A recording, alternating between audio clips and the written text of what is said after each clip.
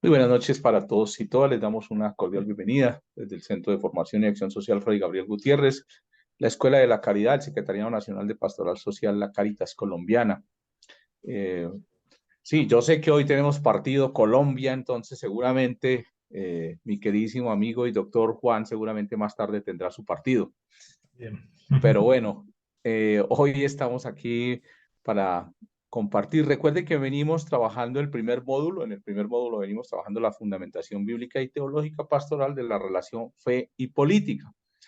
Y la semana pasada veníamos, el último tema que estuvimos trabajando con el doctor Wilmar Roldán fue el de la política, una aproximación, porque él lo dijo, una aproximación de la política en el Nuevo Testamento.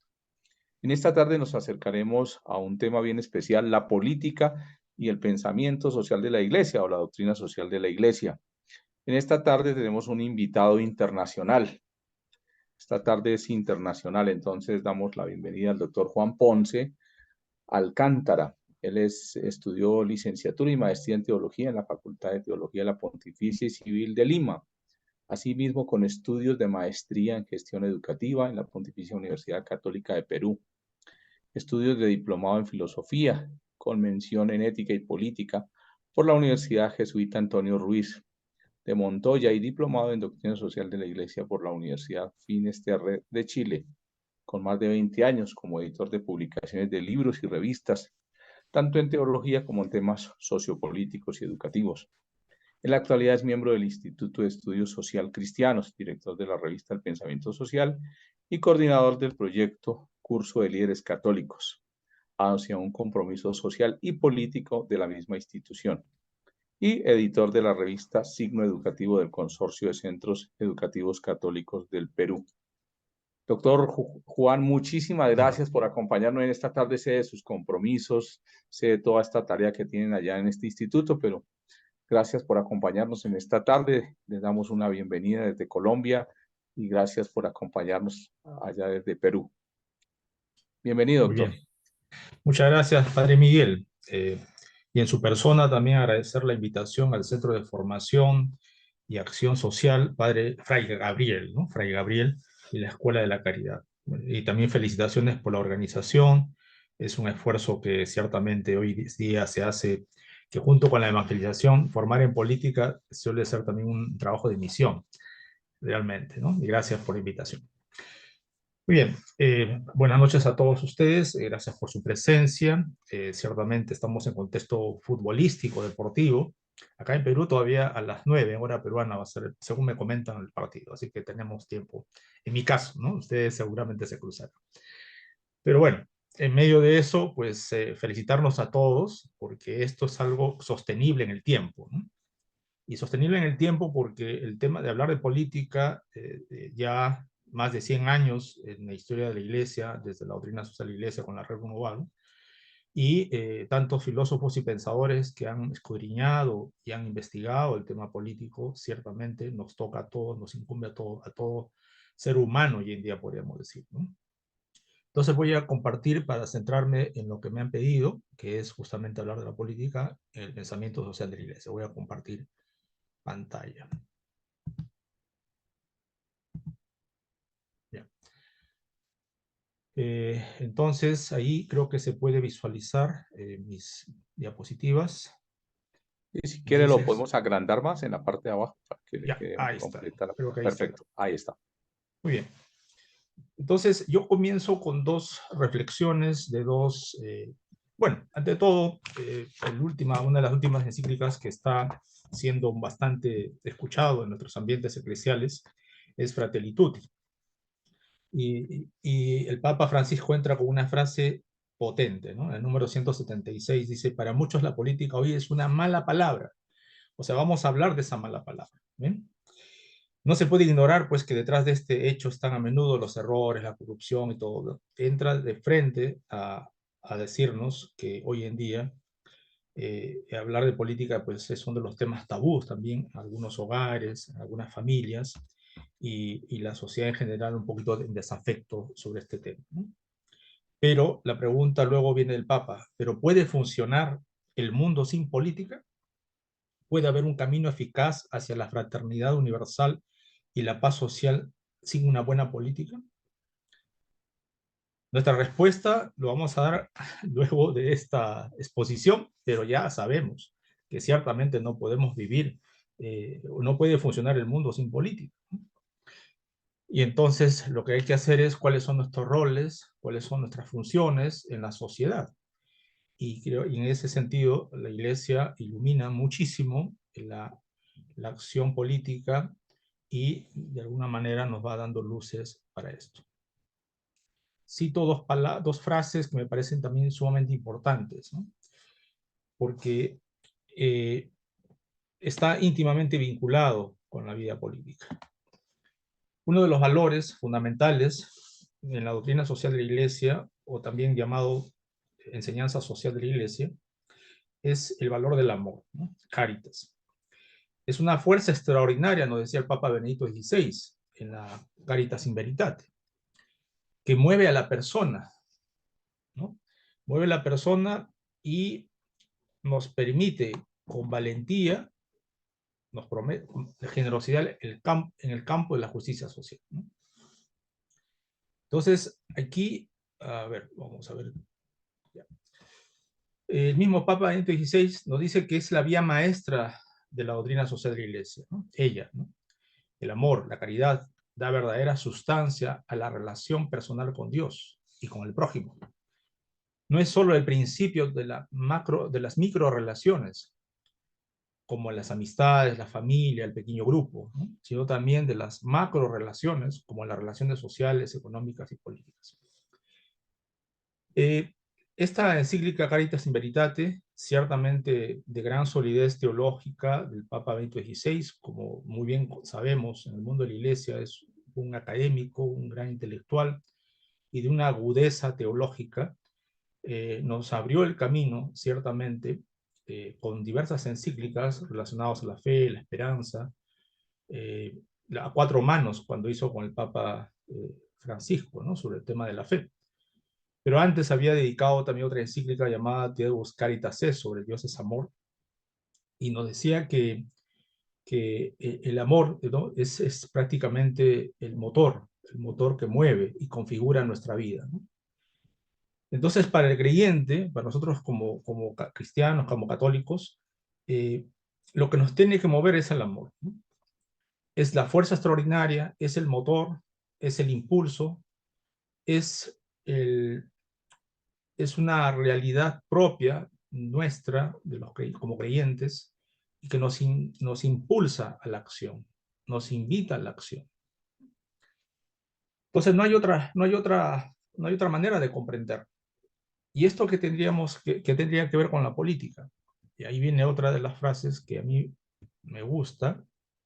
Parece que se ha detenido las diapositivas. Ah, ahí está. La de Fratelli Tutti, del Papa Francisco. En 2020 sale esta encíclica que también cité hace un momento. Y me gusta esta frase, ¿no? Que dice, si alguien ayuda a un anciano a cruzar un río, y eso es exquisita caridad, el político le construye un puente. Y eso también es caridad.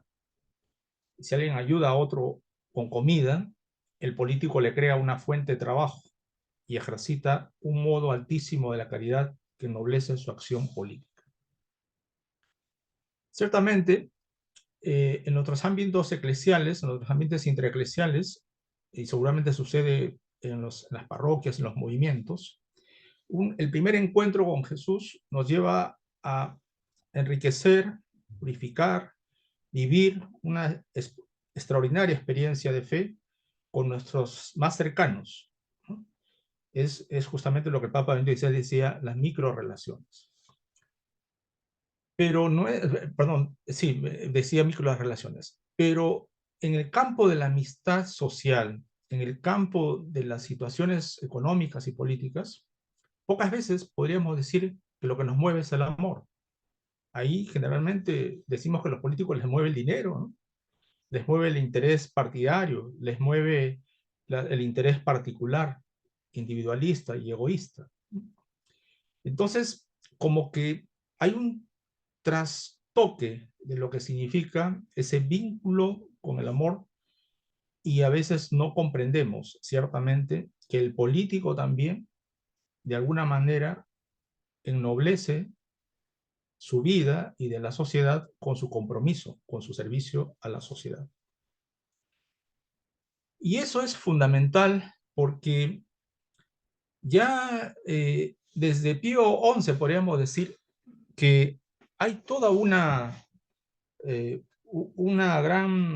gran deseo y una gran estima del cristiano, del católico, del laico, para comprometerse en la política. Eh, y esto porque de alguna manera el Pío XI decía, pues el campo de la más amplia caridad, ¿no? De la caridad política, es un campo del que podría afirmarse que no hay ningún otro que le supere fuera de la religión, decía Pío XI.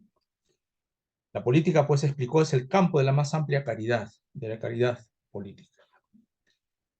Entonces, es una forma elevada del amor cristiano, el compromiso en la política. Ahora, ciertamente no estamos hablando del político que necesariamente esté en un partido político, ¿no? Sino de la amplitud de la vocación laical que trata y que debe enriquecer el mundo temporal, las realidades sociales, políticas, económicas, culturales de una nación. Y en ese sentido, todos, y de alguna u otra manera, que influimos con nuestros liderazgos, nuestro modo de ser, en el ámbito social de los diversos niveles de la sociedad, de alguna manera estamos haciendo un servicio a la sociedad. ¿No? ¿Cómo olvidar una ama de casa, por ejemplo, que se compromete en su barrio, ¿no? Como acá en Perú hemos tenido la experiencia de las juntas vecinales, ante las situaciones de violencia y delincuencia barrial, se elegían de manera local a personas para que pudieran llevar adelante una cierta seguridad, ¿no? Ciudadana, por el tema de la delincuencia, por ejemplo. Yo he sido testigo de personas que se han comprometido y ciertamente han dado su tiempo, porque no hay pago para estas personas y daban de su tiempo durante los días que les tocaba para poder juntar el dinero o para poder hacer una bolsa, como decimos aquí, para pagar a algunas personas al guardián de una esquina, de un barrio, etcétera, etcétera. Y así, ¿no? ¿Cómo no pensar en diferentes agrupaciones de la sociedad civil, el gran voluntariado, que en algún momento hablaremos, que están comprometiéndose en asociaciones de ayuda, ¿no? Humanitaria? Y más aún, todavía hay una gran responsabilidad en los servidores públicos, ¿no? O también en personas que ya de manera profesional se comprometen en un partido político. Entonces, hay ciertamente estamentos y diferentes formas de compromiso social y político. Pero que algo que nos debe quedar claro es que nuestros deseos como creyentes, y lo dice el pensamiento social de la Iglesia, que es lo que nos mueve, ¿no? No el egoísmo, sino el amor, ¿no? Y en ese sentido se expande y se abre. Entonces, a partir de esto, vamos a ver qué significa esta, de acuerdo a la invitación, me dieron algunos temas para desarrollar, y lo hago a la luz de lo que nosotros seguramente ya conocemos, es el compendio de la doctrina nacional de la Iglesia. Este compendio, como ustedes muy bien lo habrán escuchado en algún momento, o conocen, ya está muy presente y recoge muchas de las ideas y de las grandes encíclicas sociales a lo largo de estos 100 años, y el 2004, al publicarse este compendio, fue muy recomendado por el Papa Juan Pablo II y los siguientes pontífices. Además, lógicamente, de encíclicas sociales. Porque cuando se habla de pensamiento social de la Iglesia, estamos hablando, o mejor, estrictamente hablando de enseñanza social de la Iglesia o doctrina social de la Iglesia, estamos hablando ya del magisterio, ¿no? Magisterio pontificio, la enseñanza de los obispos, y de alguna manera esto también tiene unos límites de reflexión, de enseñanza, ¿no? Por ejemplo, solamente para hacer como un pequeño paréntesis, en Doctrina Social de la Iglesia decimos, muy bien, seguimos principios y valores, ¿no? Principios permanentes que están extraídos a la luz de las exigencias éticas del Evangelio. como el tema de la persona humana, como vamos a ver enseguida, ¿no? Luego el tema de la solidaridad, la subsidiariedad, de la participación, el bien común, el destino universal de los bienes, ¿no? Principios ciertamente permanentes y algunos valores fundamentales que están presentes en la enseñanza social, como la verdad, la libertad, la justicia y el amor, que configura todo ello, ¿no? Que el Papa Juan XXIII desarrolló muy bien en su encíclica Pacem in Terris. Y ciertamente hay todo un marco epistemológico de la doctrina social que nos permite hacer también juicios. Los obispos y el Papa hacen juicios, dan directrices, ¿no? Y un juicio crítico sobre las realidades que se están viviendo, para que luego no terminen con orientaciones para la acción. Es decir, nos permite llegar a un discernimiento para la acción. Lógicamente, eh, hoy en día la vocación del laical es mucho más protagonista que antes, ¿no? Y por eso la invitación a los laicos a tomar decisiones, ¿no? Y sobre todo en el campo que nos corresponde, que es en el campo de la política, del ámbito temporales, por ejemplo, en el ámbito económico, social. Y en ese aspecto, diríamos que el laicado entra al ámbito técnico con la autonomía de las ciencias, que se hablaba en el Vaticano II, ¿no? La teología respeta la autonomía de las ciencias. En ese sentido, la Iglesia reconoce que cada una de ellas tiene su ámbito de estudio y su alcance. De ahí que los laicos, en diferentes formas de profesiones y oficios, eh, viven el día a día y en ese sentido toman decisiones mucho más concretas que deciden su destino y su futuro de su localidad, de su región, de su país, ¿no? Y en ese sentido, ya ahí el magisterio, al orientar, no entra a tomar decisiones técnicas, ¿no? Ni tampoco a tomar partido por un grupo, ¿no?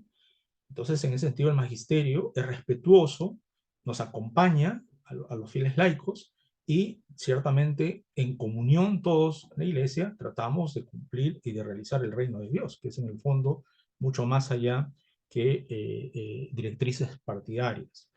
Pero la política es importante en el sentido de que nos ayuda a configurar, ¿no? Y organizar la sociedad y nos ayuda a convivir, ¿no? Como ciudadanos de un país, de una nación.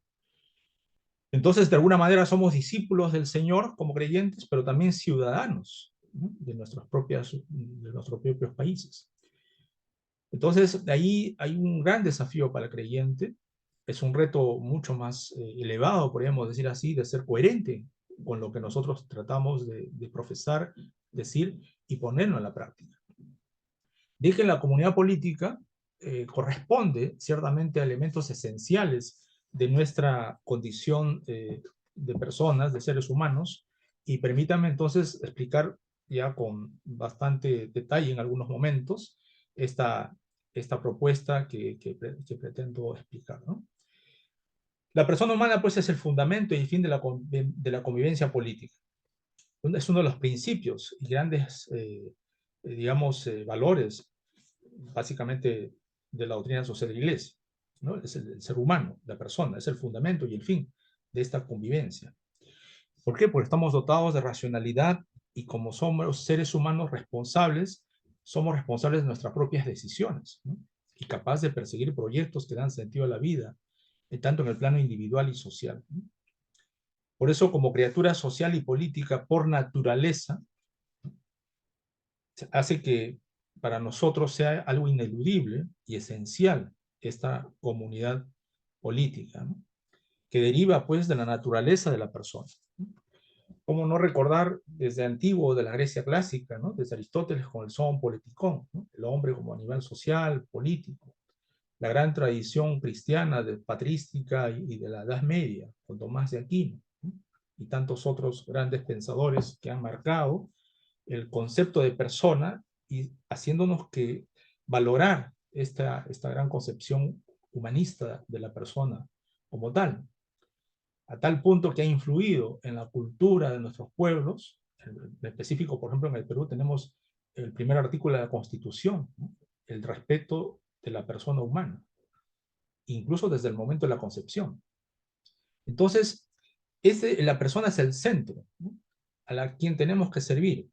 es decir, cada uno de nosotros, en un ambiente, una comunidad política, ¿no? Y en ese sentido, pues, es un orden escrito como ley natural, moral, y que Dios lo ha revelado.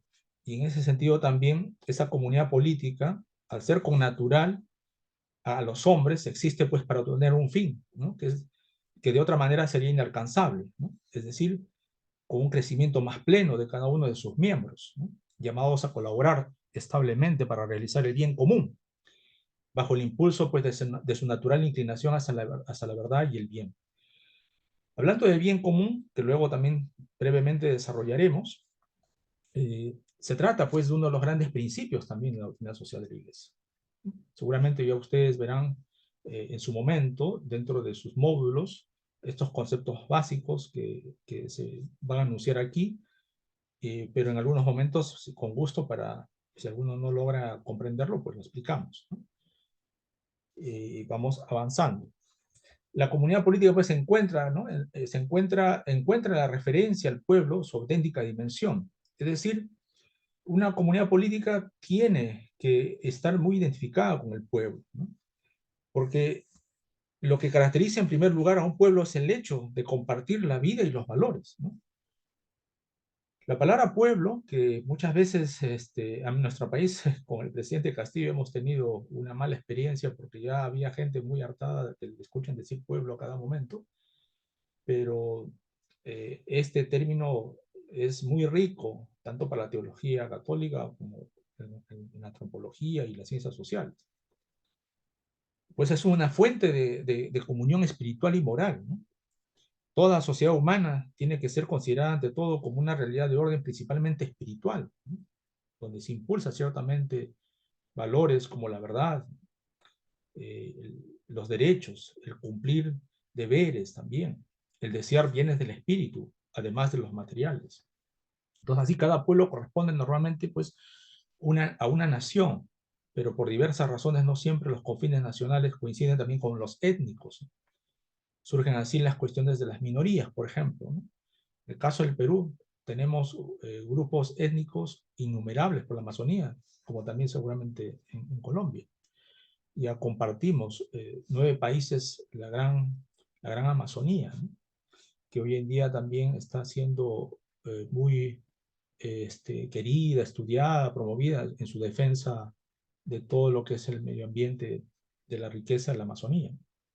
El Papa Francisco lo desarrolló muy bien en su exhortación apostólica Querida Amazonía, ¿no? Con estos grandes 4 sueños, que es importante conocerlo, ¿no?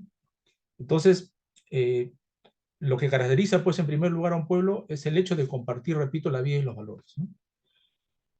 Y también de hacer una nación, de reunirse con vínculos que nos unen, ¿no? como, como pueblo. Otro elemento importante de esta comunidad política es tutelar y promover los derechos humanos. Considerar a la persona humana como fundamento, ¿no? Y fin de la comunidad política significa trabajar, ante todo, por el reconocimiento y el respeto de su dignidad mediante la tutela y la promoción de los derechos fundamentales e inalienables del hombre.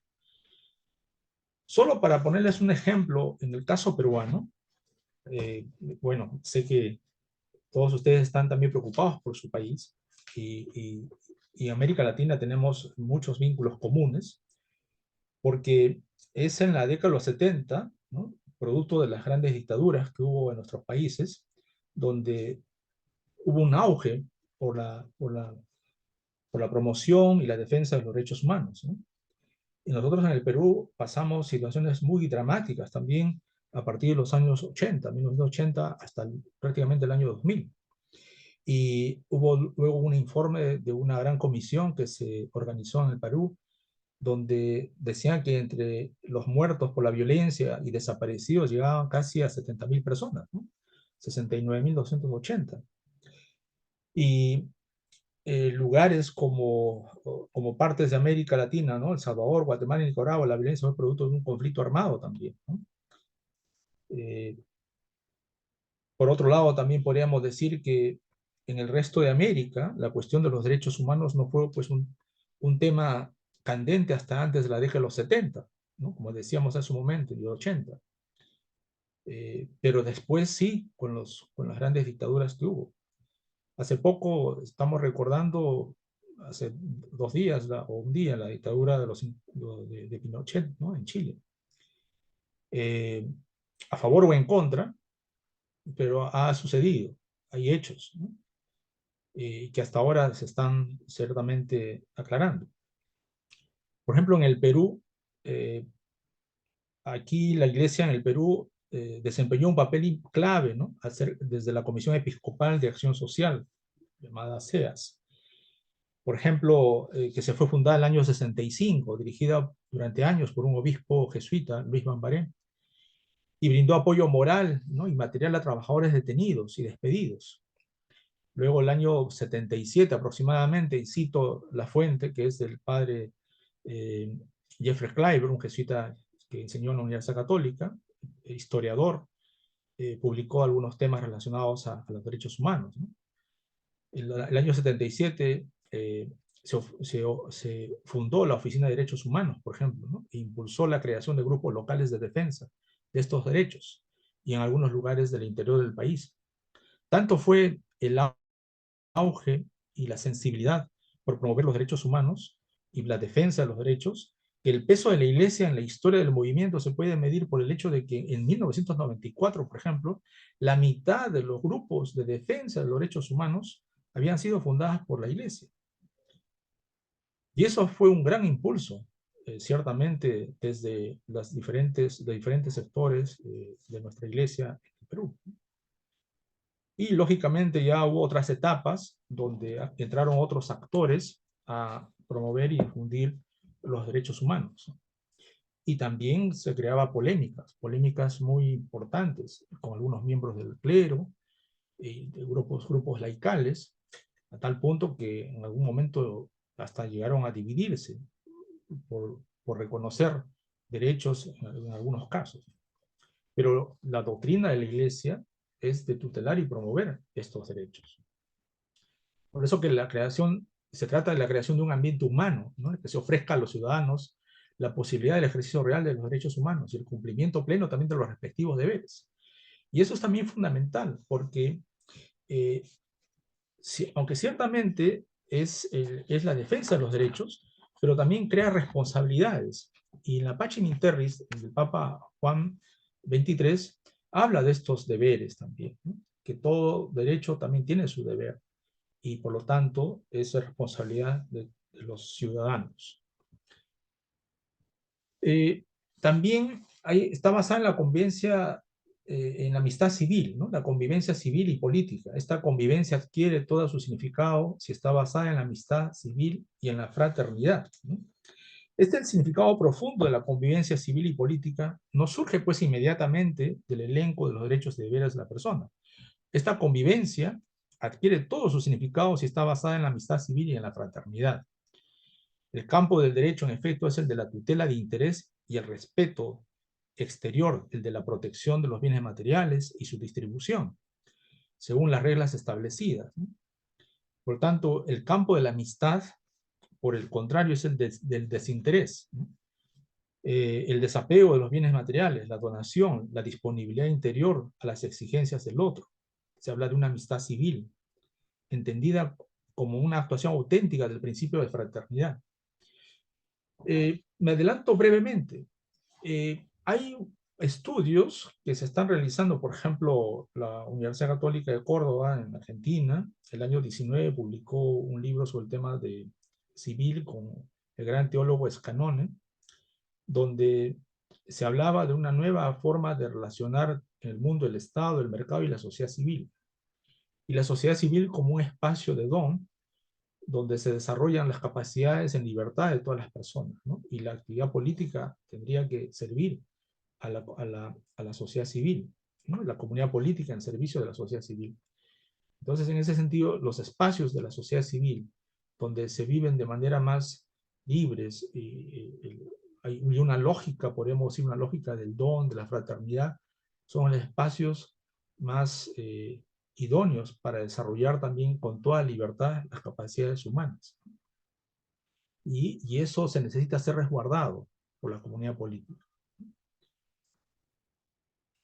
Por lo tanto, tiende pues a la promoción integral de la persona, ¿no? Y del bien común. El hombre es una persona, pues no solo un individuo.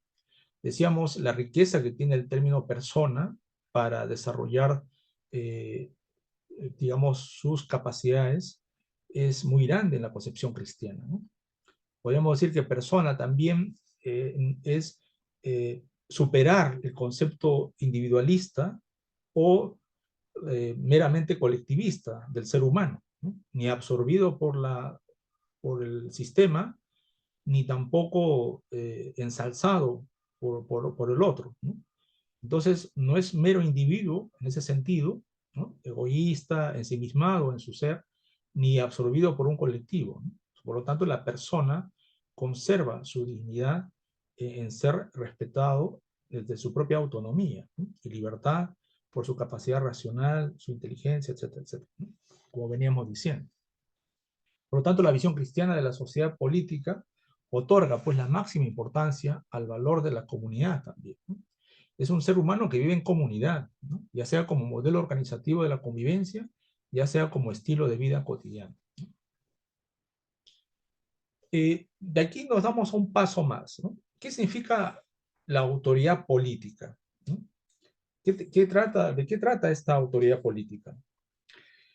El fundamento de la autoridad política lo reconoce la Iglesia, ¿no? Se ha confrontado con diversas concepciones de la autoridad. Es decir, recordemos rapidísimamente las grandes etapas de la historia, ¿no? Desde la aparición, desde la presencia de Jesús, ¿no? Eh, Toda una historia en un contexto romano, en un contexto medieval, un contexto de Renacimiento, época moderna. La Iglesia se ha confrontado con diversos modelos de autoridad, podríamos decir así. Y por eso decimos también que la Iglesia ha podido vivir más de 2000 años a diferentes modelos de autoridad política, ¿no?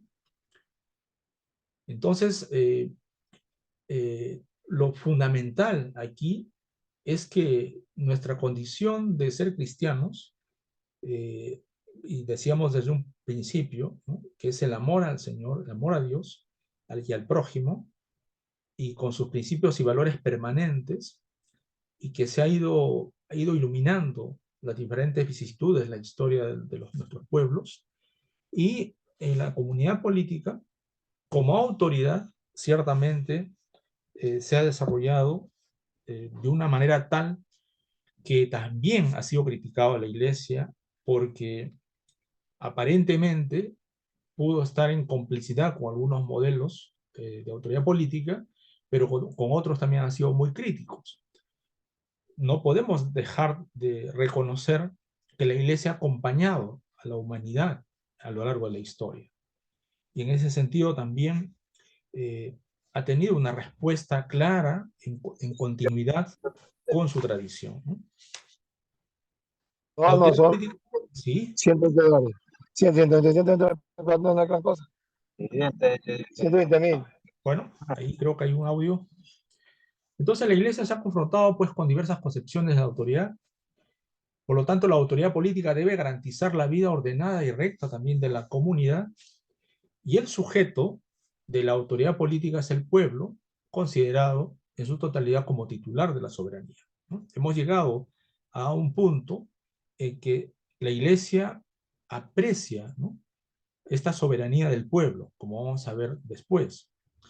Pero la autoridad política le viene ciertamente, como alguna vez se lo expuso San Pablo en las Sagradas Escrituras, y luego se ha ido desarrollando que esta autoridad viene de Dios, porque se respeta una ley, y una ley de carácter natural, y por lo tanto también que es reconocida por la razón.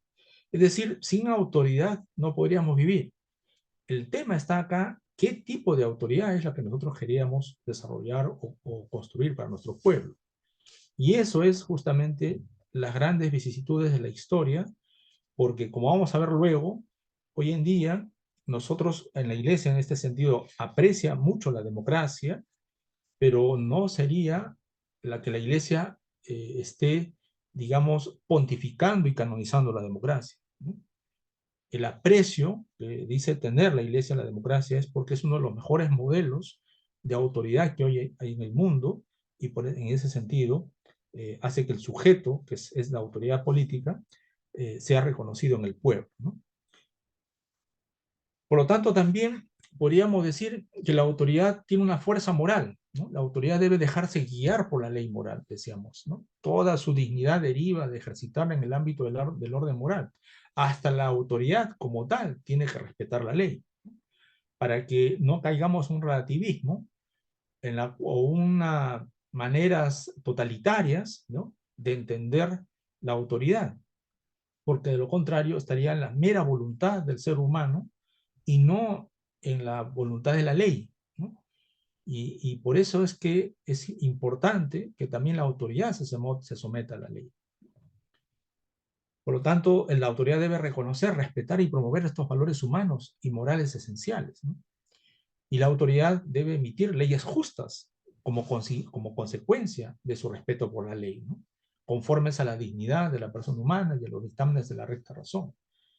Entonces, no es una autoridad despótica, no es una autoridad totalitaria, no es una autoridad individualista meramente, ¿no? Es una autoridad que hoy en día debe conjugarse, ¿no?, desde las leyes naturales de la revelación con el derecho positivo, ¿no?, de todos los pueblos que van construyendo por consensos, y en ese sentido es válido el aprecio por la democracia, porque es el pueblo que tiene en sus manos el futuro de su propia nación, de su propio pueblo, ¿no?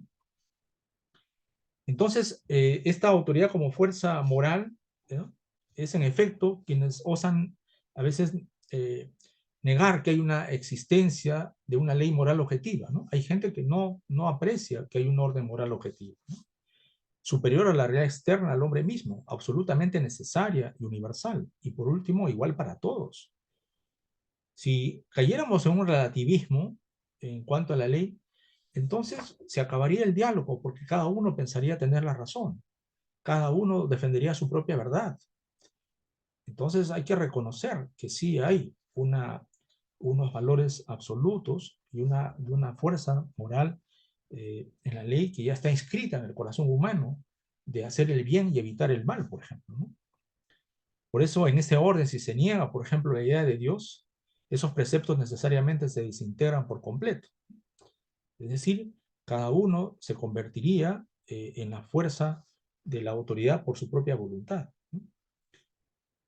Y eso también ha llevado a la historia de la autoridad, digamos, como tal, en una vorágine, ¿no?, de concepciones diversas, donde se busca que la educación civil, la educación ciudadana sea de la mejor, para mantener valores y principios que permitan el diálogo, permitan la tolerancia, permitan llegar a consensos, etcétera, para poder ejercer bien la autoridad. Y eso es algo que se ha perdido muchísimo, como luego vamos a ver, ¿no?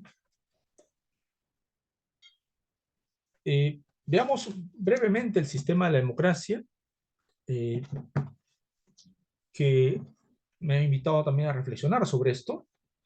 Eh, Solamente dos ejemplos en nuestra región de América Latina. Una de las fuentes que hoy día son muy influyentes en el mundo académico y también social es esta gran encuestadora que tiene sede en Chile, que es el Latinobarómetro.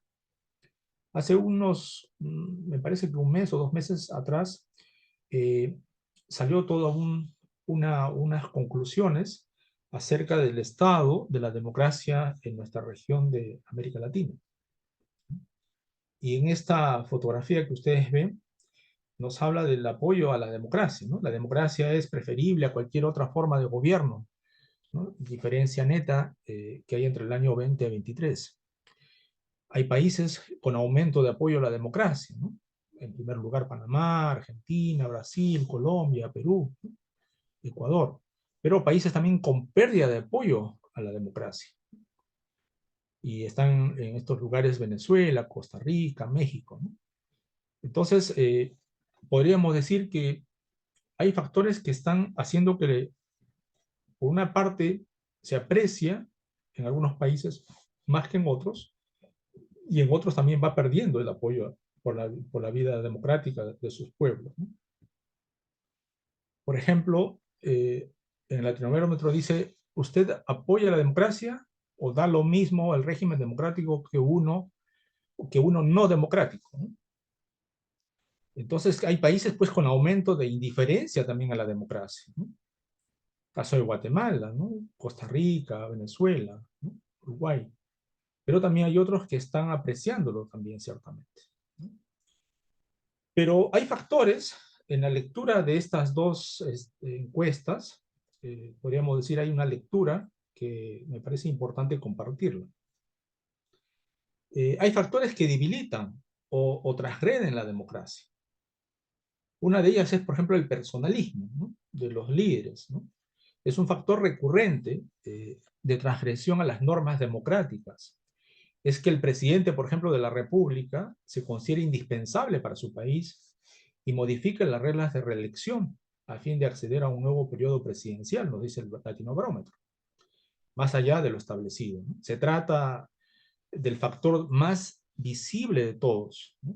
Que un presidente doblegue las reglas de la Constitución con su intento de permanecer en el poder, como pasó el caso de Rafael Correa en Ecuador, o el tercer mandato de Evo en su tercer mandato, o en el caso de Evo Morales en Bolivia, ¿no? Con su empeño para lograr un cuarto mandato, ¿no? Que finalmente no tuvo lugar, o el segundo mandato consecutivo que quiere Bukele, ¿no? En El Salvador. O también hay intentos de permanecer en el poder no para sí mismo, sino para su partido, ¿no? Como es el caso de Andrés Manuel López Obrador en México, ¿no? Que procura cambiar las reglas para favorecer su partido. Otra táctica es declarar que hubo fraude, ¿no? Al perder una elección, y en algunos países no se resuelve la acusación y el gobierno queda debilitado durante todo el periodo, como sucedió en el caso de Honduras. Otro factor que está desalentando una vida en democracia es, por ejemplo, la corrupción, ¿no? Nos dice el Latinobarómetro, es el segundo factor que doblega a las democracias, con 21 presidentes condenados por corrupción, ¿no? En 9 países, desde el inicio de las transiciones. Las elecciones ganadas con dinero, en especial de una empresa llamada Odebrecht, pero no exclusivamente, son una forma de denigrar la voluntad popular y su soberanía, ¿no? Entonces, en el ámbito de la corrupción, el caso peruano ha sido trágico y a la vez también meritorio desde los poderes judiciales, que tomaron también con fuerza las denuncias a los presidentes y expresidentes, ¿no? Tenemos expresidentes presos actualmente. Y, y de alguna manera, por más ejemplar que sean las sanciones, etcétera, etcétera, siempre, hace poco también vivimos por el caso de Pedro Castillo, ¿no? En el cual también está en la cárcel por este intento de golpe de Estado. Y yo diría que no solamente fue un intento, ya es mi opinión personal, ¿no? Sino que hizo un golpe de Estado. Y eso es en vía nacional, ¿no? Por la televisión nacional. Entonces, que no le haya acompañado los militares y la policía para poder consumar el hecho, lo cierto es que sí se hizo. Entonces, allá las leyes y los grandes abogados tratan de torcer también estas interpretaciones, ¿no? Y es bastante polémico actualmente, pero lo cierto es que él estaba en la cárcel. Por eso hay presidencias interrumpidas, ¿no? Hay, dice el Latinobarómetro, hay 20 mandatos interrumpidos por diversos motivos en América Latina, ¿no? En 9 países. Desde corrupción hasta el abandono de deberes, ¿no? Destitución por el Congreso, clamor popular, entre otros. Ha habido pocos golpes de Estado efectivos. Quizá el más llamativo, el caso de Honduras en el año 2009, porque es el primero después del inicio de la transición y mostró al resto de América Latina que nadie quiere estar en categoría de democracia interrumpida por un golpe de Estado, ¿no? Se aspira a que se llame democracia al régimen de gobierno, por imperfecto que sea. Hay una demanda nominal, ¿no? De democracia, porque nadie quiere dejar de ser democrático para el resto del mundo, ¿no? Entonces, claro, entran con algunos candidatos presidenciales, lograron ganar en democracia, pero luego ya se transforman una vez que están en el poder. Y entonces, esta democracia recesiva también tiene otros factores como los mandatarios interinos, etcétera, etcétera. El aprecio que tiene la Iglesia, el pensamiento social de la Iglesia por la democracia, pues es fundamental, y acá cito el 80º Annus del Papa Juan Pablo II, y que también lo cita el Compendio de la Doctrina Social de la Iglesia. Dice que la Iglesia aprecia el sistema de la democracia, ¿no? Como digo, subrayo el aprecio. En la medida en que asegura la participación de los ciudadanos en las opciones políticas y garantiza a los gobernados la posibilidad de elegir y controlar a sus propios gobernantes, o bien la de sustituirlos oportunamente de manera pacífica. Por esto mismo no puede favorecer la formación de grupos dirigentes restringidos, que por intereses particulares o por motivos ideológicos usurpan el poder del Estado. Una auténtica democracia es posible solamente en un Estado de Derecho y sobre la base de una recta concepción de la persona humana. Requiere que se den las condiciones necesarias para la promoción de las personas concretas, mediante la educación y la formación en los verdaderos ideales, así como de la subjetividad de la sociedad mediante la creación de estructuras de participación y de corresponsabilidad. Eso es pues los logros a lo largo de la historia del concepto de autoridad que veníamos diciendo hace un momento, ¿no? Cómo los países en el mundo han ido desarrollando, después la Revolución de Francia, y luego la conquista de participación, ¿no? con su gran lema liberal, pero que a la vez tiene un componente cristiano de igualdad, fraternidad, ¿no? y libertad. Entonces, en ese sentido, es fundamental, ¿no? Cómo se ha ido consiguiendo que el sistema democrático sea el más idóneo en estos tiempos. Pero a la vez también hay valores que hay que cultivarlos, ¿no? Y implica también todo un proceso educativo respecto a la vida en democracia. Y en este sentido, brevemente, podemos decir que este sistema, al apreciarlo, también nos dice que hay que respetar la dignidad de la persona humana en el sistema de la democracia. El respeto de los derechos del hombre, la asunción del bien común como fin y criterio regulador de la vida política. Por lo tanto, induce a considerar la inexistente un criterio objetivo universal para establecer el fundamento y la correcta jerarquía de valores. Es decir, hay una jerarquía de valores, ciertamente. Se cita, por ejemplo, un documento como el caso de los 80º Annus, ¿no?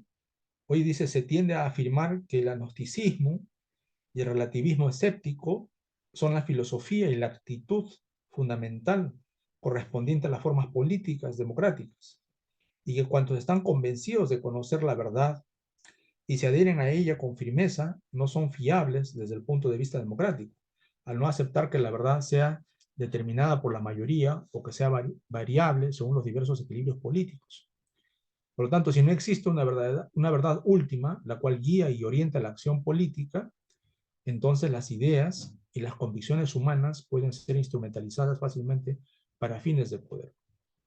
Por lo tanto, en democracia se tienen que respetar valores, ¿no? Valores fundamentales. De lo contrario, no estaríamos viviendo en un régimen democrático.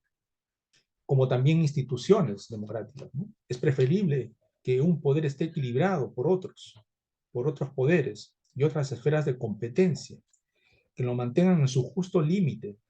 Es este el principio de Estado de Derecho, ¿no? Donde rige la ley, ¿no?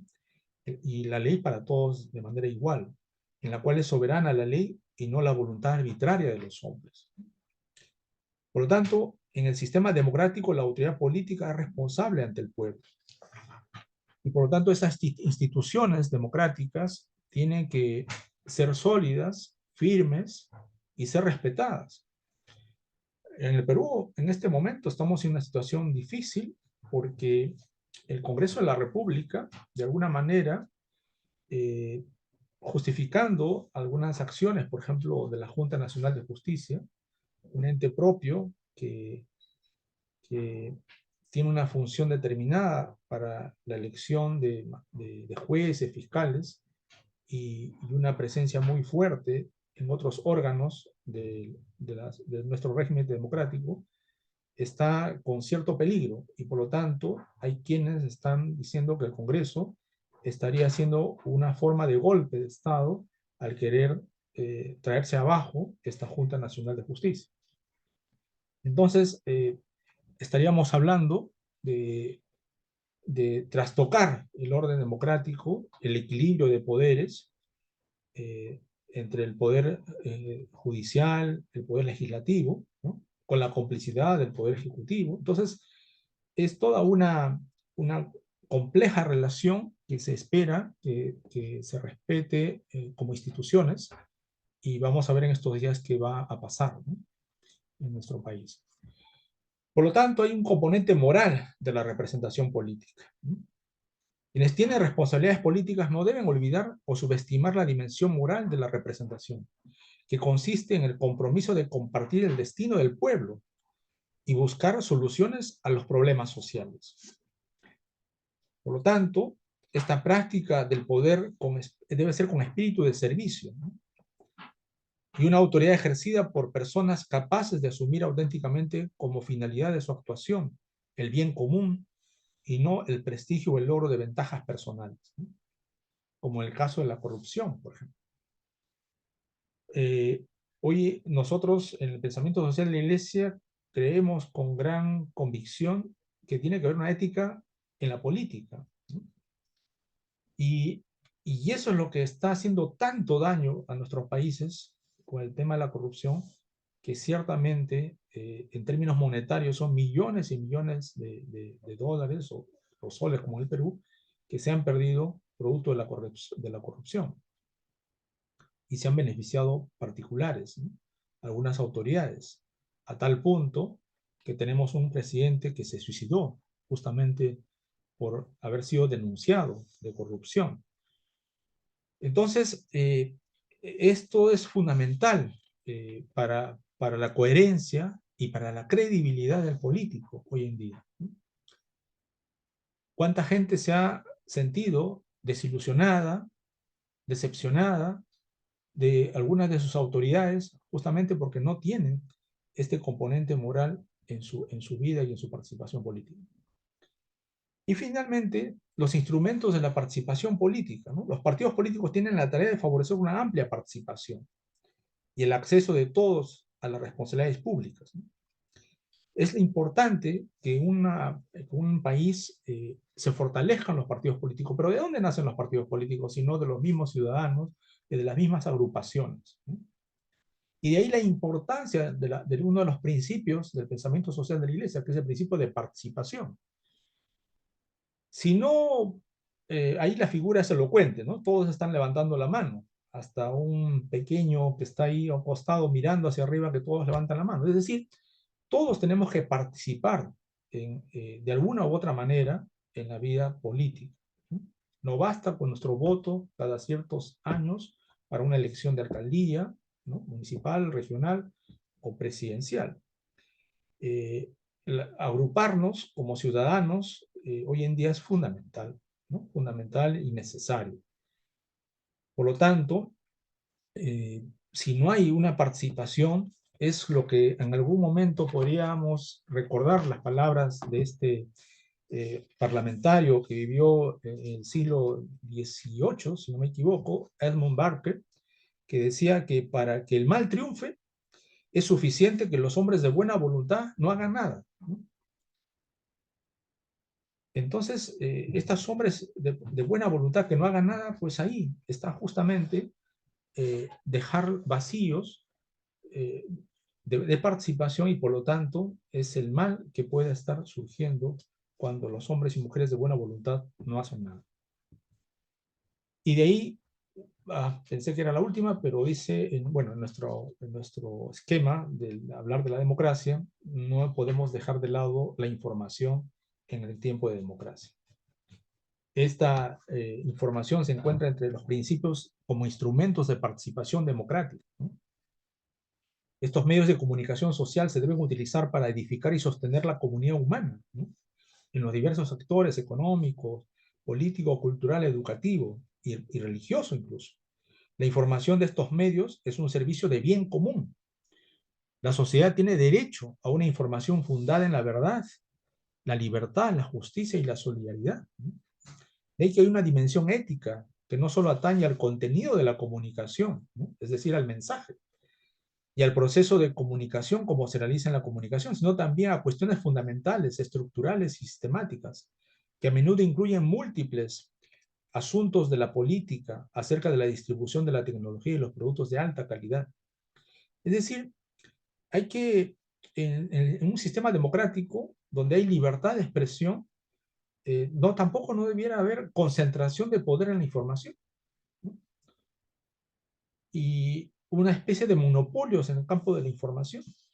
Y eso ha revolucionado justamente hoy las redes sociales y el mundo de la tecnología, a tal punto que en el caso de Perú, les comparto, que ya se han desacreditado, ¿no?, los canales tradicionales que por años llevaban cierta influencia al país en cuanto a la información, a los comentarios políticos, y las redes sociales que ahora están presentes en diversas formas son las que están movilizando a la ciudadanía.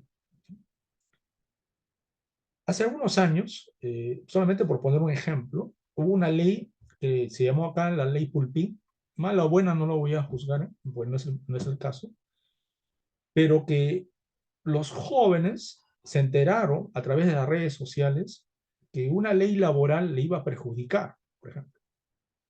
Los medios de comunicación de carácter tradicional, nadie pasaba la noticia, pero entre ellos, a través de celulares y las redes sociales, hicieron una movilización. No hubo un rostro, no hubo un líder que moviera la masa, sino fueron ellos, todos en conjunto, que se movilizaron por las calles. A tal punto que hicieron retroceder al ministerio que promovía esto y a la vez también a las autoridades del momento, sin llevar a efecto esa ley. Entonces, pero fueron convocados por las redes sociales, ¿no? Y eso fue un mecanismo interesante de cómo hoy en día está cambiando también el campo de la comunicación y una especie de democratización, ¿no?, digital. Está llevando a unas nuevas formas de interrelacionarnos, ¿no?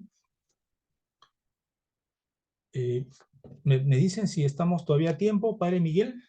De repente habrá preguntas. Sí, vamos todavía unos minuticos y luego entramos a las preguntas. Ya, gracias. Y 2 puntos más acerca de la comunidad política al servicio de la sociedad civil, ¿no? El valor de la sociedad civil es ciertamente insoslayable, ¿no?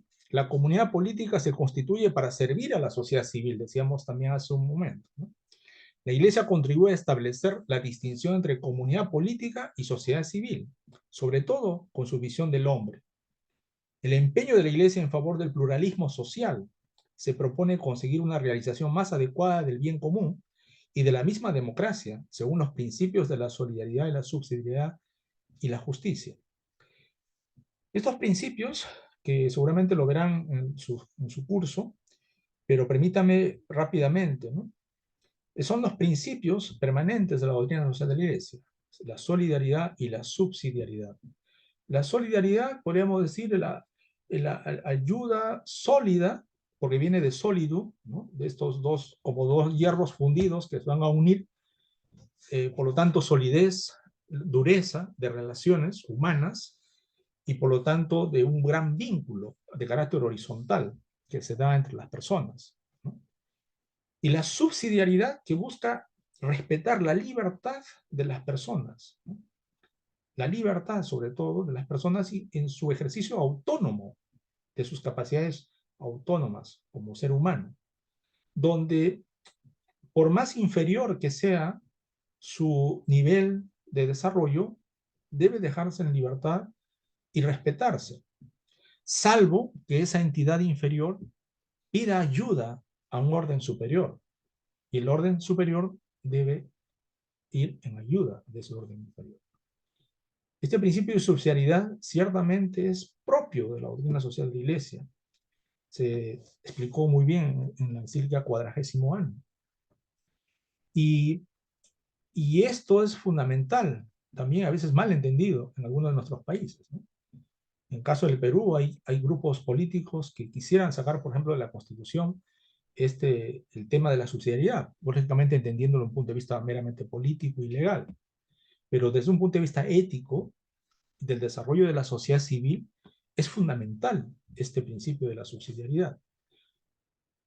Entonces, ahí es importante el respeto a la libertad.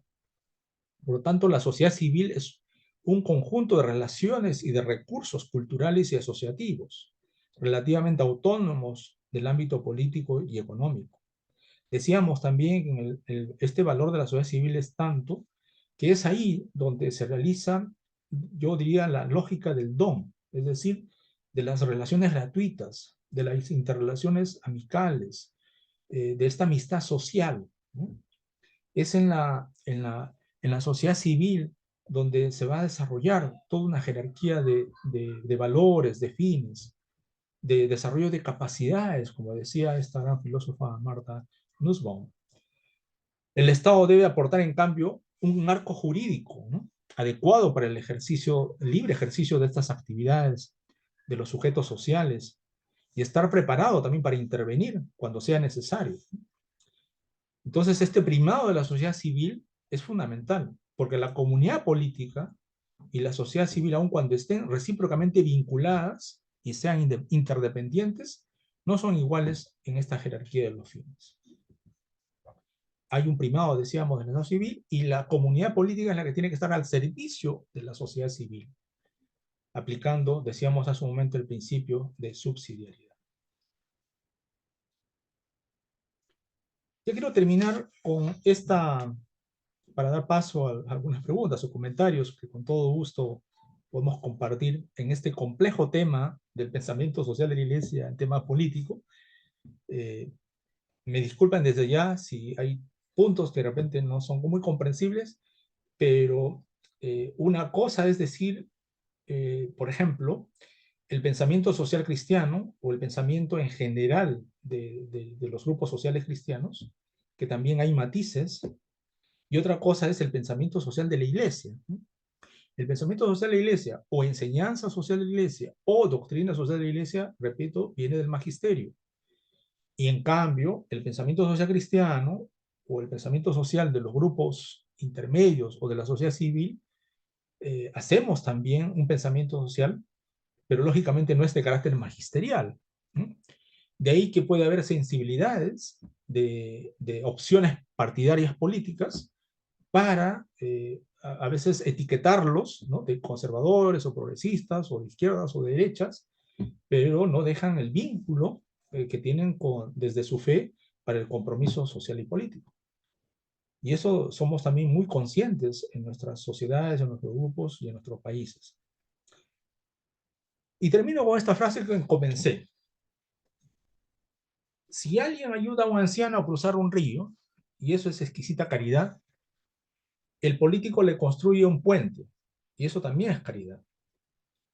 Si alguien ayuda a otro con comida, el político le crea una fuente de trabajo y ejercita un modo altísimo de la caridad que ennoblece su acción política. Soy consciente en estos 20 años que tengo de experiencia, un poquito más, como decía el padre Miguel en mi pequeña presentación, en mi país actualmente coordino con jóvenes universitarios y profesionales, algunos jóvenes profesionales, que les invitamos a una acción social y de compromiso político. Estamos llevando ya 5 años un modelo de curso de líderes católicos, aunque ya mucho tiempo atrás hacíamos seminarios y grupos en diferentes lugares del país. Recuerden que el Perú tiene más o menos 33 millones de habitantes y estamos divididos por departamentos, ¿no?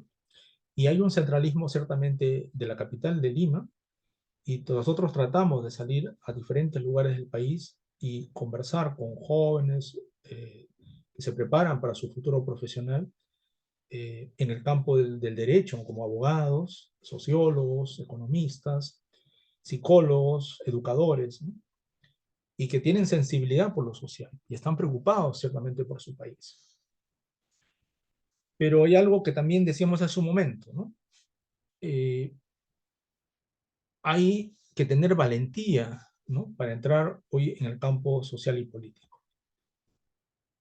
Pero también discusiones de debates muy concretos para tomar decisiones técnicas. Y eso es natural que sea así, ¿no?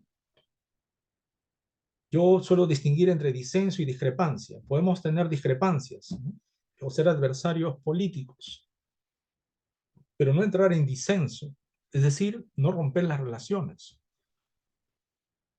Disentir, es dejar de sentir con el otro, ¿no?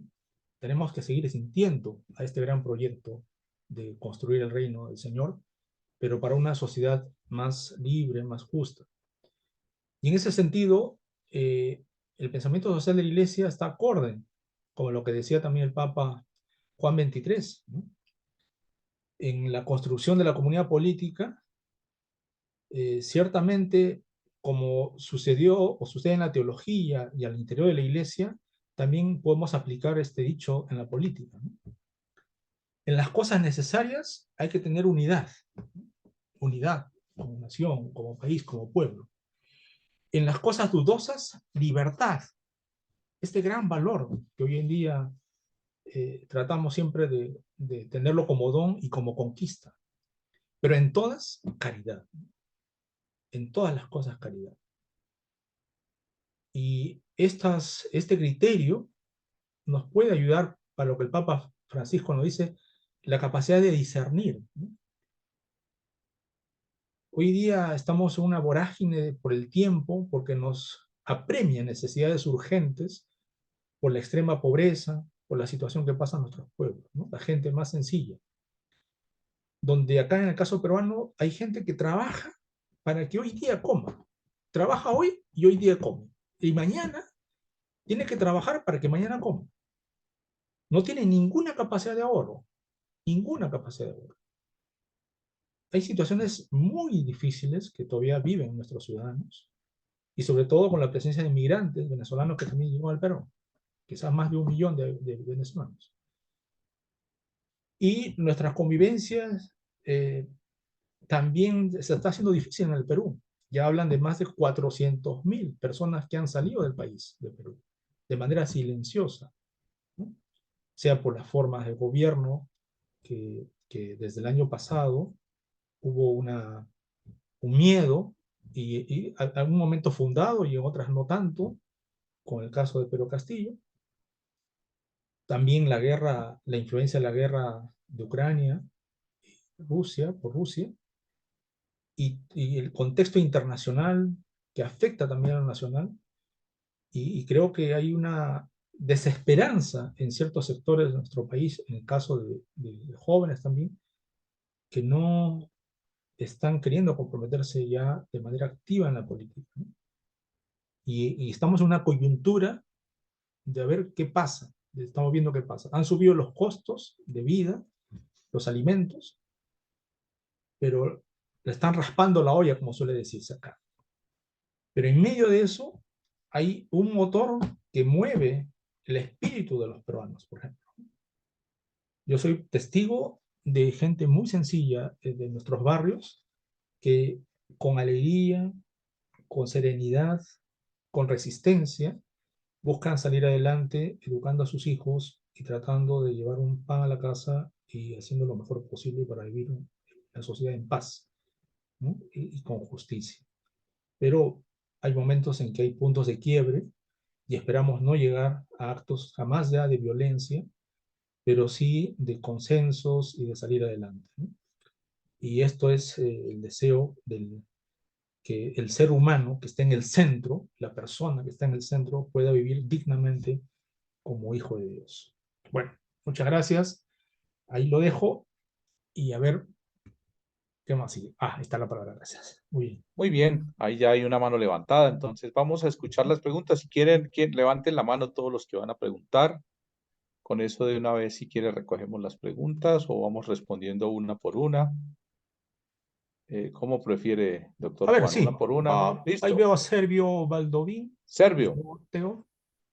Sí, buenas noches, doctor Ponce. Ante todo, pues mi saludo y agradecimiento por recrearnos con esta importante conferencia, de verdad muy productiva para nuestro diplomado. Cuando usted toca el tema de la democracia, yo observo, por ejemplo, que usted cuestiona la democracia de México y de Bolivia, por ejemplo, pero en la práctica eh, está comprobado con términos contundentes de que, por ejemplo, Evo Morales recuperó a Bolivia, que era un país del cuarto mundo.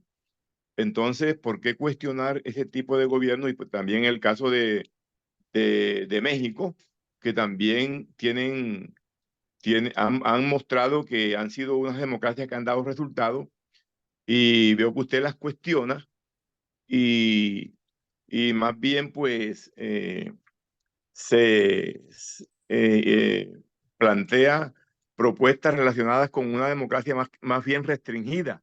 Y creo que hoy en día, pues según nos dice el documento de Puebla, la democracia debe ser más participativa. Me gustaría que me explicara un poco eso. Sí, muchas gracias, Servio. Sí, yo lo que hacía era citar las conclusiones de esta gran encuestadora latinoamericana que se llama Latino Barómetro. Ciertamente yo no vivo en México, ni tampoco sé la realidad mexicana, ¿no? Con todo respeto, no interfiero en los países, ni mucho menos me pongo a comentar, sino simplemente compartir la información que tengo desde esta encuestadora Latino Barómetro, ¿no? Por ejemplo, para repetir un poquito, de repente no lo dije bien, entre los factores que debilitan, dice el Latinobarómetro, no yo, entre los factores que debilitan o transgreden la democracia, además de los personalismos de cada presidente, además de la corrupción de algunos partidos o personalidades de cada uno de los países, hay también presidencias interrumpidas y justamente cuando se habla acerca de los mandatarios interinos y otros, ahí hay una parte donde toca el caso de los personalismos. ¿Ya? Repito, los personalismos. Dice exactamente el Latino Barómetro que hay intentos, dice, de permanecer en el poder, no para sí mismos, ¿no?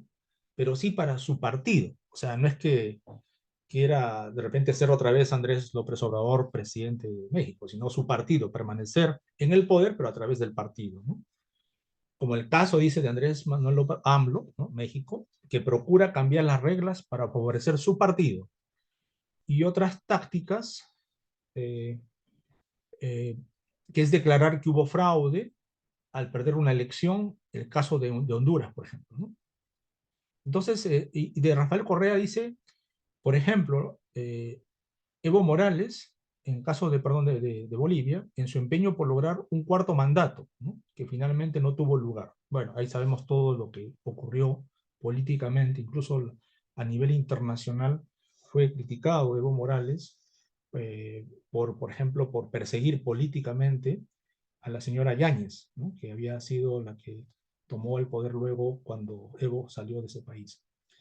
Es bastante respeto tu preocupación si tú ves que estos modelos de ejercicio de autoridad, bueno, es respetable, pero yo me baso en el latinobarómetro y transmito esa preocupación. No es que no es mi postura personal en este caso, ¿no? Aunque sí es evidente que yo, por ejemplo, no aceptaría en mi país una reelección, por ejemplo, ¿no? Ya tuvimos, como el caso de Fujimori, en los años 90, al 95 fue su primer periodo, el 95 al 2000 el segundo, y aquí quiso ir para la tercera, cambiando las reglas incluso de juego, ¿no?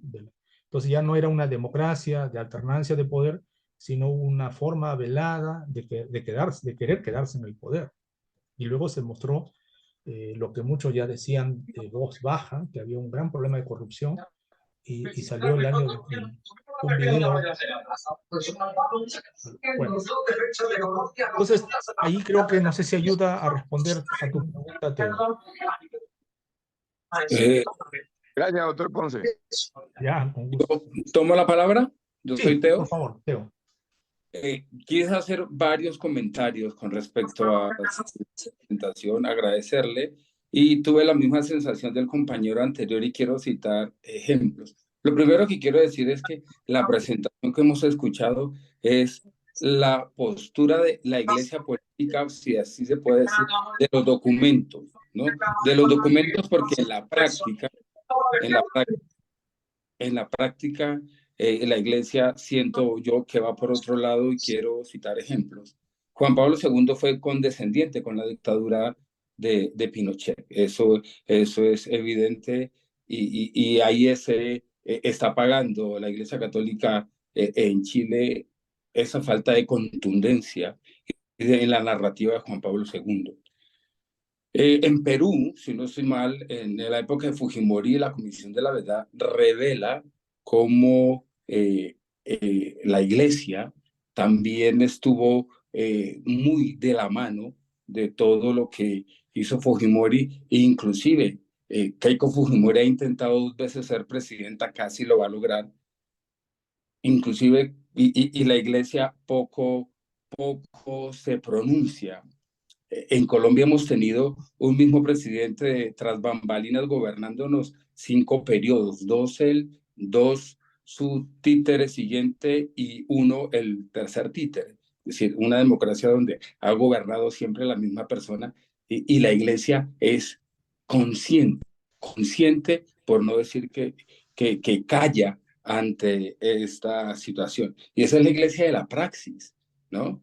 En España, la Iglesia Católica no dijo nada frente a la dictadura franquista y está pagando también la consecuencia de no plantearse desde la realidad y llevar a la práctica lo que tienen sus documentos.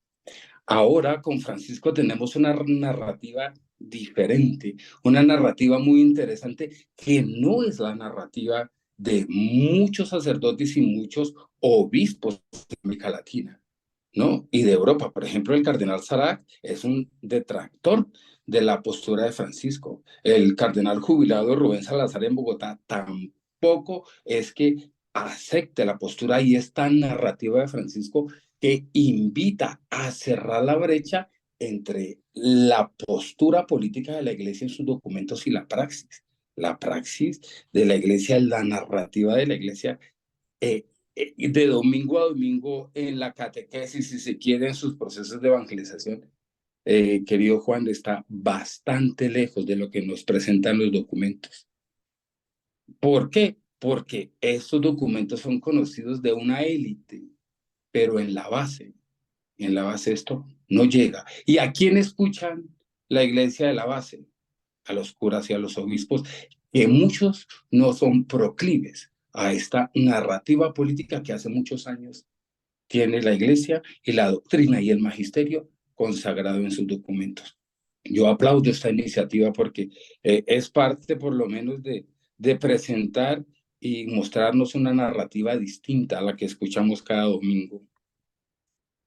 Muchas gracias, Teo, por tu comentario. No me queda más que agregar que sí, ciertamente, cuando se habla de iglesia a veces solemos generalizar, ¿no?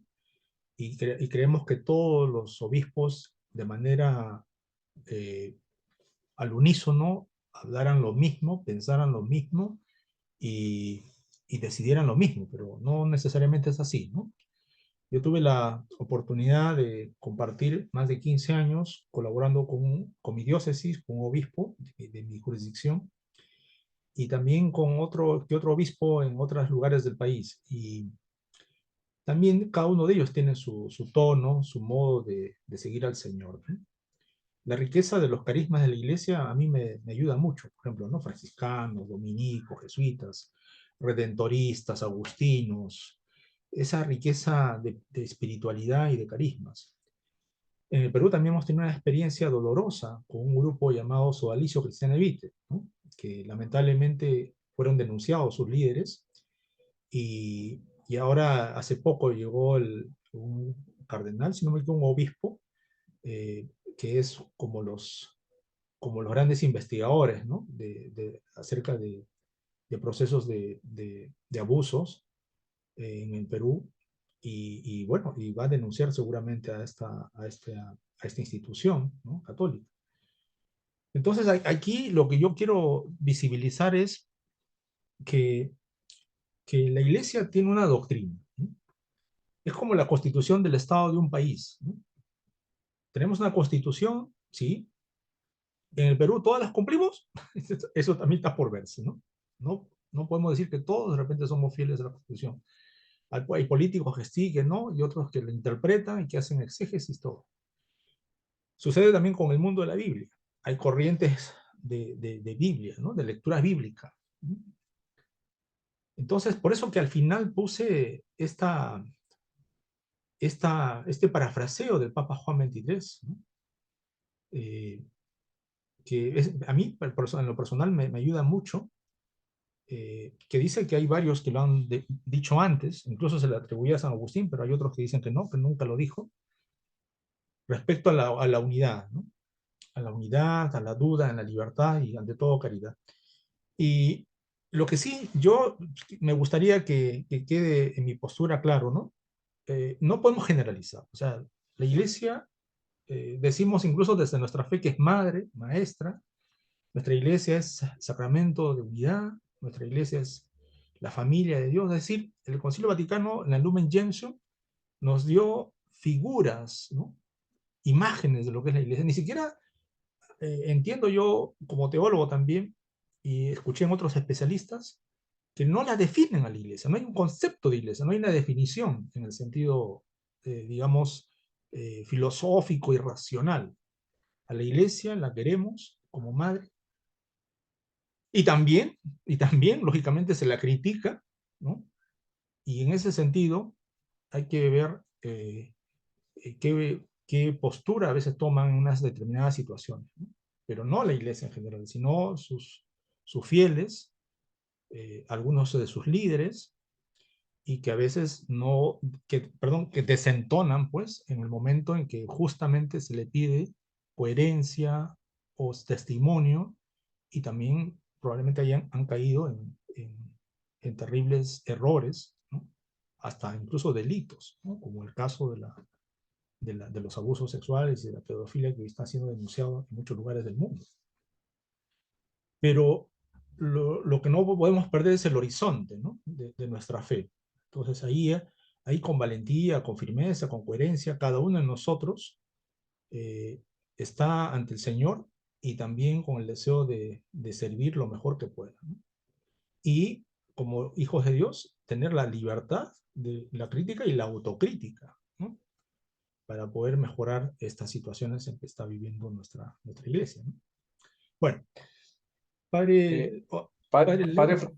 hay un padre Francisco Leudo, tiene la mano Ya, levantada. sí, la mano levantada. Padre Francisco, gracias. Bueno, tengan todos buenas noches. Profesor Sergio, mi saludo a usted, muy honorable.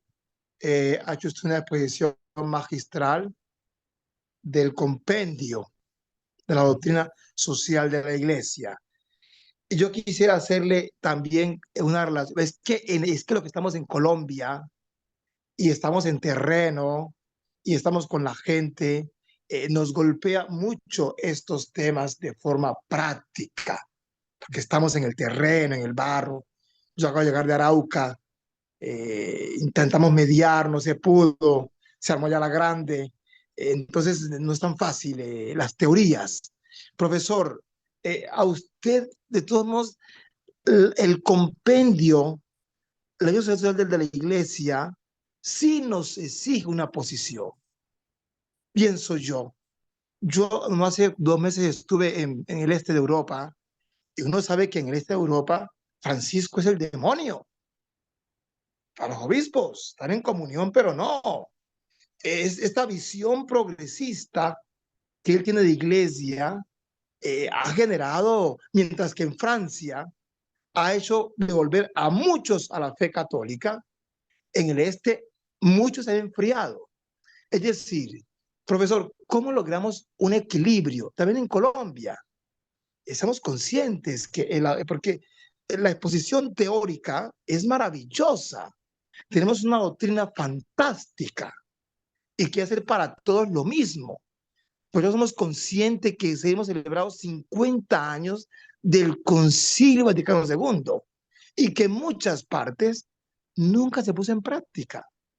Entonces, la pregunta que a mí me asalta es, ¿cuál sería el punto de equilibrio entre ser una doctrina progresista y una doctrina conservadora? Porque el problema es que los laicos quieren hacer cosas, pero el conservador no los va a dejar hacer nada. Él es el obispo, él es la cabeza. Si la universidad quiere hacer grandes cosas y el obispo se le dice que no, así llega a la universidad. Entonces, le pregunto, es porque los tengo que estar hablando aquí de la doctrina excelentes: solidaridad, subsidiariedad, ciudadanía, convivencia, la visión ética que da para todo esto la doctrina de la Iglesia. Profesor, ¿cuál sería su consejo de equilibrio para no llegar a esa dicotomía negativa y no dejar que este mensaje del Evangelio, hechos de la Iglesia, sea una utopía hoy? Gracias. No, muchas gracias. Gracias, padre Leudo. Usted me parece que es de, ¿no es colombiano usted? ¿De dónde es, padre? Colombianísimo, chocuano, solo que estuve un tiempo en Roma y después en Alemania y por allá, pero colombianísimo, profesor. Muy bien, padre. Muy bien, mucho gusto de conocerle. Bueno, primero sentirme muy halagado de que un sacerdote pida el consejo de un laico, ¿no? Estamos en otros tiempos, ¿ves? En tiempos de sinodalidad, ¿no? En la cual la comunidad es la que discierne. En los laicos, dice, tenemos ya capacidades de tomar decisiones, incluso en la pastoral de la iglesia, ¿no? En mi parroquia, yo también soy catequista, por si acaso apoyo a mi párroco, pero no como párroco, sino como parte de mi deber de bautizado. Sí, es hoy en día, y como siempre creo que ha sido en la iglesia, las exigencias éticas del evangelio, ¿no? Y luego su correlato en la práctica, ¿no? Entre ortodoxia y ortopraxis, decíamos nosotros, ¿no? Hay quienes opinan que la iglesia no debiera tener ya una congregación para la doctrina de la fe, sino una congregación para la conducta de los cristianos, ¿no? ¿No? Entonces, ¿cómo juzgar la conducta de los cristianos, ¿no? Nos hemos dedicado en estos cientos de años a una recta doctrina, ¿no? y una moral propia, ¿no? de los consejos evangélicos y del sermón de las montañas. Yo sí considero que seguirá siendo una utopía vivir digamos, los grandes ideales de la fe cristiana, ¿no?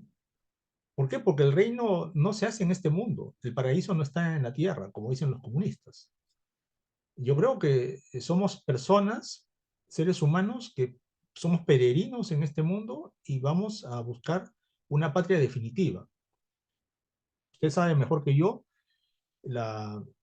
este gran mensaje anónimo de la carta de Ogneto, ¿no?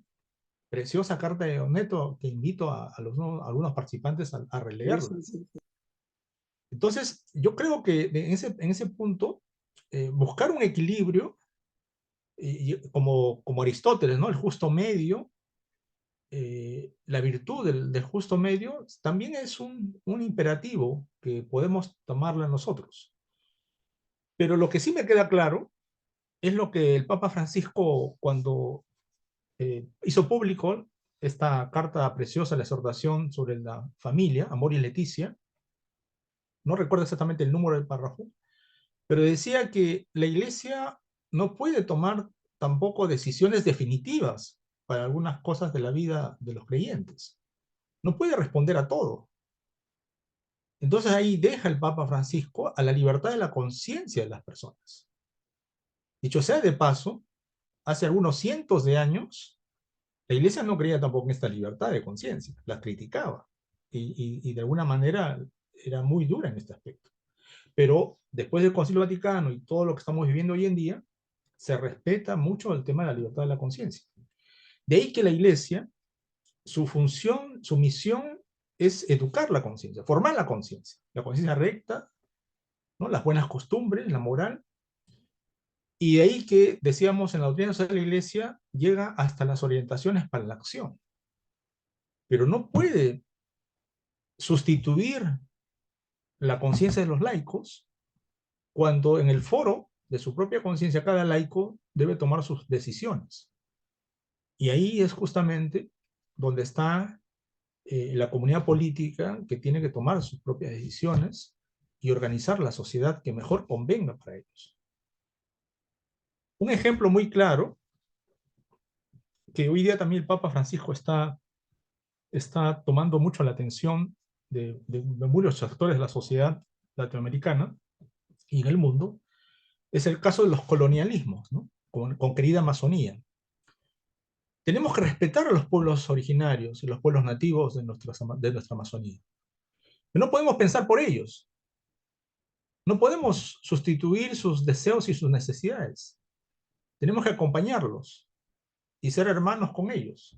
Al contrario, a ellos también se les tiene que respetar y visibilizar su gran aporte a la protección del medio ambiente, sus medios naturales.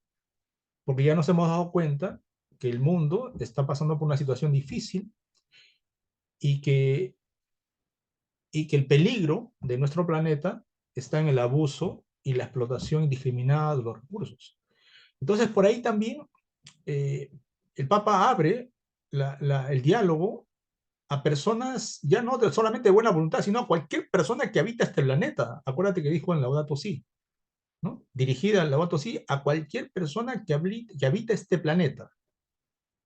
Entonces, por ahí creo yo que buscar un punto de equilibrio es como decir, construyamos el reino de Dios entre nosotros.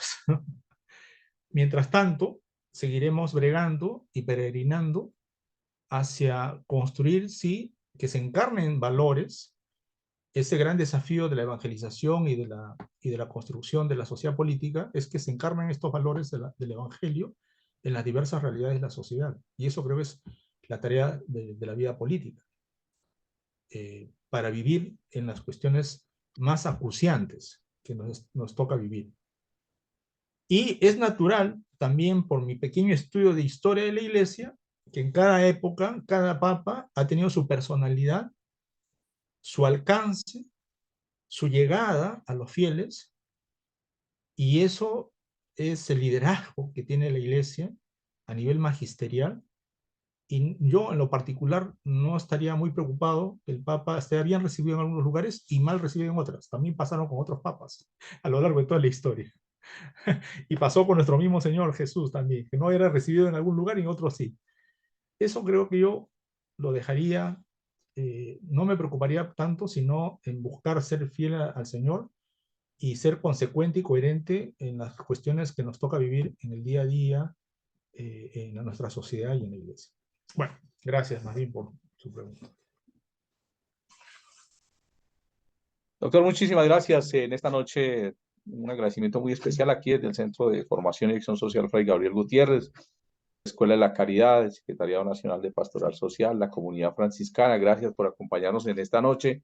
Creo que ha sido un ejercicio bien interesante, ¿no? No es fácil en tan poco tiempo hacer un acercamiento a un tema tan profundo y tan complejo como es el de la política vista desde el pensamiento social de la Iglesia. Tendríamos que haber hecho un curso de doctrina social de la Iglesia antes para poder tener mayor comprensión sobre muchos temas que están ahí, pero seguramente que esa es la idea. Recuerden que no solamente la sesión nos agota el tema, ¿no es cierto? No, la sesión de alguna forma solamente es el inicio para que ustedes profundicen. Ojalá se acerquen al compendio de la doctrina social de la Iglesia, a los diferentes documentos, diferentes científicas, que creo que nos van dando como la pauta para profundizar en los temas.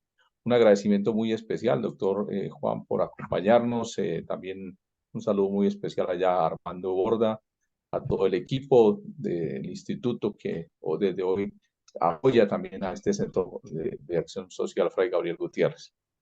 A todos nuestros estudiantes, felicitaciones también por sus preguntas, por estar atentos, por estar ahí. Creo que es muy importante que estemos siempre atentos a las preguntas, al generar el diálogo. Entre más generemos diálogo, fíjense, al final se genera diálogo con los aportes de cada uno de ustedes y esto es muy valioso. Entonces, muchísimas gracias. Me sobra decirles a mis estudiantes una cosa muy importante y es, yo compartí esta semana en el grupo de WhatsApp, ahí están viendo lo que compartí y es que el próximo 23 de septiembre, sábado 23 de septiembre, tendremos nuestra primera evaluación en línea y para ello es importante que ustedes lean con detenimiento ese capítulo 5, la mejor política del Papa Francisco en la Fratelli Tutti. Ahí les compartí el documento, ojalá leanlo despacio, atentos, subrayen, reflexionen y preparen su evaluación.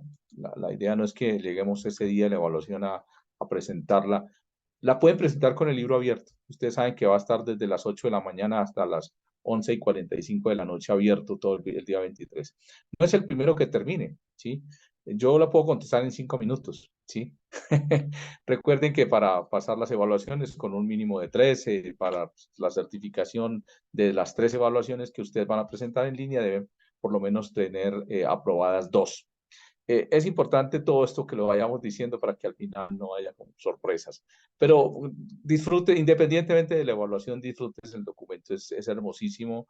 Léanlo, medítenlo, reflexionenlo, ténganlo listo y subrayado para que ustedes lo puedan responder la evaluación de ese día, sábado 23 de septiembre. Les pido que me regalen, por favor, sus cámaras para que hagamos el cierre con un registro fotográfico. Gracias por acompañarnos en esta noche. Doctor, nuevamente muchas gracias y un saludo para todos ustedes allá en el Perú. Nos unimos también a toda esa situación que ustedes viven desde nuestro país, desde Colombia.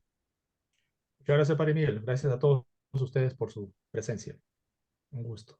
Ok, ahí se están encendiendo las cámaras. Muy bien, perfecto. Gracias. Apagadas. Creo que la señal hoy ha estado compleja en todas partes. Muchísimas gracias. Les deseamos un feliz descanso, que puedan descansar. Nos vemos el día jueves. Recuerden, jueves 6:30 de la tarde estaremos conectados para nuestro siguiente encuentro. Recuerden que estamos sentando todas estas bases doctrinales que son muy importantes para poder ir cada vez profundizando más en todos nuestros temas. Deseamos un feliz descanso y pasen buena noche a todos. Hasta mañana, descansen todos. Buenas noches. Hasta mañana. Pase bien. Pase bien. Gracias, gracias a todos ustedes. Gracias. Saludos. Diana, chao. Chao, Miguel. Bendecido descanso a todos. Bueno.